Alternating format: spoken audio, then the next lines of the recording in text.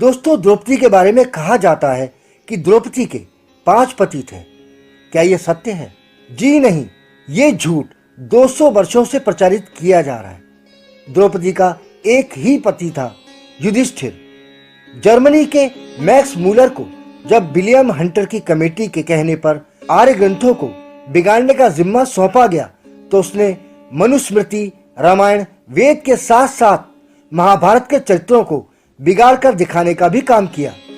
किसी भी प्रकार से प्रेरणादायी पात्र चरित्रों में विक्षेप करके उसमें झूठ का तड़का लगाकर महानायकों को चरित्रहीन, दुष्चरित्र, अधर्मी सिद्ध करना उनका उद्देश्य था, जिससे भारतीय जनमानस के हृदय में अपने ग्रंथों और महान पवित्र चरित्रों के प्रति घृणा और क्रोध का भाव जाग जाए और प्राचीन आर्य संस्कृति सभ्यता को निम्न दृष्टि से देखा जाए, जिससे हिंदुओं का वैदिक धर्म से आस्था और विश्वास समाप्त हो जाए।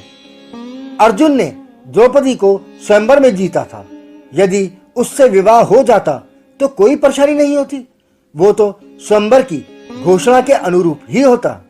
परंतु इस विवाह के लिए कुंती कतई तैयार नहीं थी। अर्जुन ने भी इस विवाह से इनकार कर दिया था। इस श्लोक को देखिए, जिसमें लिखा है, बड़े भाई से पहले छोटे का विवाह हो जाए, ये तो पाप है, अधर्म है। ये श्लोक इस बात की पुष्टि कर रहा है कि अर्जुन ने इस विवाह से इनकार कर दिया था और कुंती भी तैयार नहीं थी। कुंती मां थी। यदि अर्जुन का विवाह भी हो जाता, भीम का तो पहले से ही हिडिंबा से हो गया था, तो सारे देश में ये बात स्वतः प्रसिद्ध हो जाती कि निश्चय ही युधिष्ठिर में ऐसा कोई दोष है जिसके कारण उसका विवाह नहीं हो सकता। आप स्वयं निर्णय करें, कुंती की इस सोच में क्या भूल है। वो माता है, अपने बच्चों का हित उससे अधिक कौन सोच सकता है।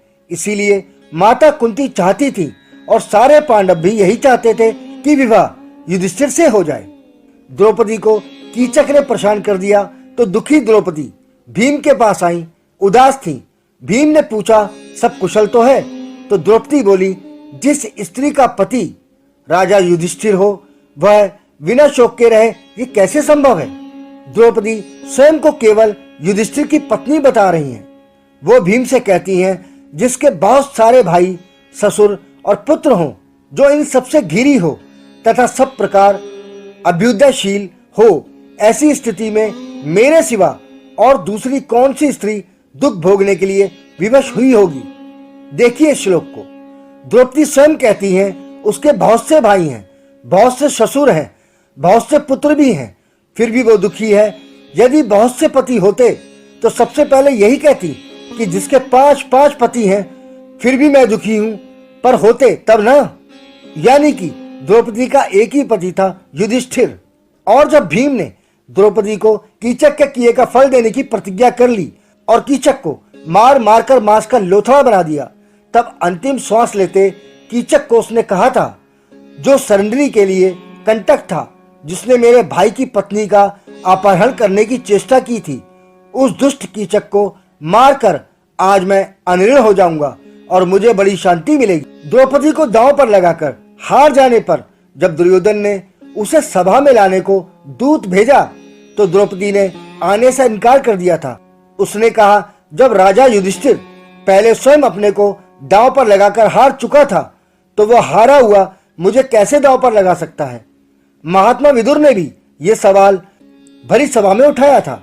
द्रौपदी ने भी सभा में ललकार कर यही प्रश्न पूछा था, क्या राजा युधिष्ठिर पहले स्वयं को हार कर मुझे दांव पर लगा सकता था? सभा में सन्नाटा छा गया था। किसी के पास कोई उत्तर नहीं था। तब केवल भीष्म ने उत्तर देने या लीपापोती करने का प्रयत्न किया था और कहा था, ठीक है, युधिष्ठिर पहले हारा है, पर है तो द्रौपदी का पति, और पति सदा पति रहता है, पत्नी का स्वामी रहता है। यानी द्रौपदी को युधिष्ठिर द्वारा हारे जाने का दबी जुबान में भीष्म समर्थन कर रहे हैं। यदि द्रौपदी 5 की पत्नी होती तो वो वजह चुप होने के पूछती, जब मैं 5 की पत्नी थी तो किसी एक को मुझे हारने का क्या अधिकार था?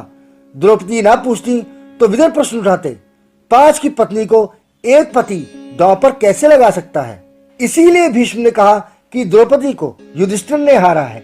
युधिष्ठिर ही उसका पति है, चाहे पहले स्वयं अपने को ही हारा हो, पर है तो इसका स्वामी ही। और नियम बता दिया, जो जिसका स्वामी है वही उसे किसी को दे सकता है, जिसका स्वामी नहीं उसे नहीं दे सकता। द्रौपदी कहती है, कौरवों, मैं धर्मराज युधिष्ठिर की धर्म पत्नी हूँ तथा उनके ही समान वर्ण वाली हूँ। आप बताएं, मैं दासी हूँ या दासी? आप जैसा कहेंगे मैं वैसा ही करूंगी। द्रौपदी अपने को युधिष्ठिर की पत्नी बता रही हैं। जब श्री कृष्ण संधि कराने गए थे तब दुर्योधन को धिक्कारते हुए कहा था, दुर्योधन, तेरे सिवाय और ऐसा अधम कौन है जो बड़े भाई की पत्नी को सभा में लाकर उसके साथ वैसा अनुचित बर्ताव करे जैसा तूने किया। कृष्ण भी द्रौपदी को दुर्योधन के बड़े भाई की पत्नी मानते हैं। इसीलिए सत्य को ग्रहण करें और द्रौपदी के पवित्र चरित्र का सम्मान करें। जय श्री कृष्ण।